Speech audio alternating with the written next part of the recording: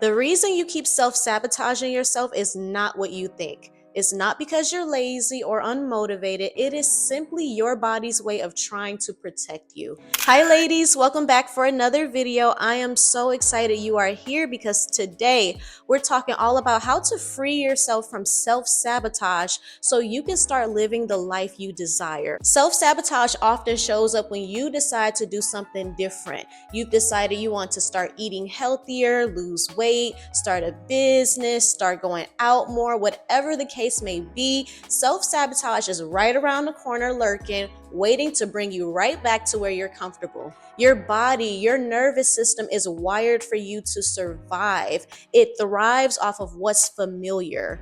Lottery winners is a great example of this. Statistics say that 60 to 70% of people who hit big on the lottery, they end up going right back to the same income level that they were at before they won. That is the mind and body working to bring that person back to what's familiar because hundreds of millions of dollars seems too far-fetched. It seems too scary for their nervous system to handle. This can happen with smaller goals as well. Sometimes when things are too good or too out of the ordinary, your mind will register that as a threat and bring you back to what's safe and familiar. So if you are ready to finally put self-sabotage on the back burner, then self-awareness is key. Every time you self-sabotage yourself, there is a reason for it. There is something happening beneath the surface. Every time you take 2 steps forward, it seems as if you're taking 10 steps backward. The only way for you to break free from those cycles is for you to become aware of what's going on, aware of how you're feeling when you're self-sabotaging, asking yourself, what am I avoiding? What fear am I avoiding? What am I afraid of? What are the patterns that keep repeating in your life that you're ready to change? These patterns keep coming up because there are limiting beliefs keeping you stuck in these same cycles. Ask yourself the deep questions. What am I avoiding? What am I afraid of? Am I afraid of failure? Am I afraid of success? Am I afraid of losing my old identity? Your daily decisions is what determines your everyday reality. So from this point forward, every time you make a decision, ask yourself, is this decision aligned with my highest self? In order to beat self-sabotage, every day you have to start thinking and acting like the person, the version of you who already has her desires. If you desire to lose 30 pounds, then you have to start thinking and acting like the version of you who's 30 pounds lighter. When you're getting ready to make a decision, ask yourself, is this something that the version of me who's 30 pounds lighter would do?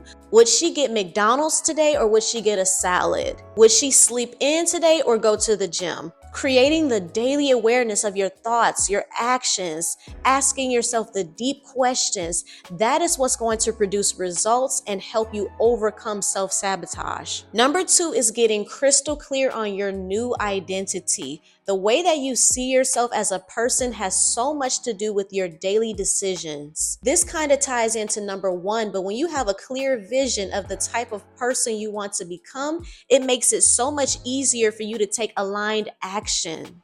When you identify yourself as a healthy, vibrant person, it makes it so much easier for your actions to follow suit. Visualize your future self. What does she eat? What does she wear? How much money does she make? What does she do for a living? What are her hobbies? Is she married? Is she single? Get crystal clear on the type of person you want to become. And this is something you can do in your journal. You can meditate and visualize. Whatever helps you the most to visualize and feel the type of person you want to become.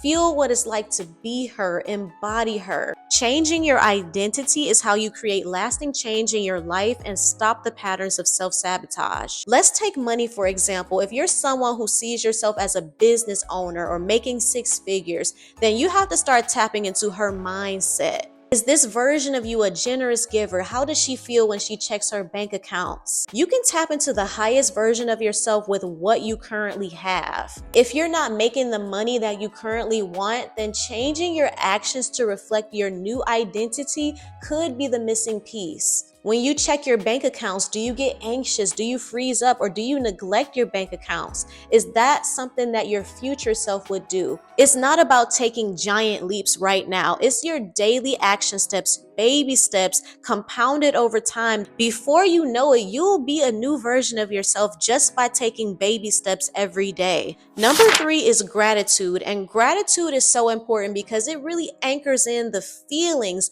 of already having the things you desire.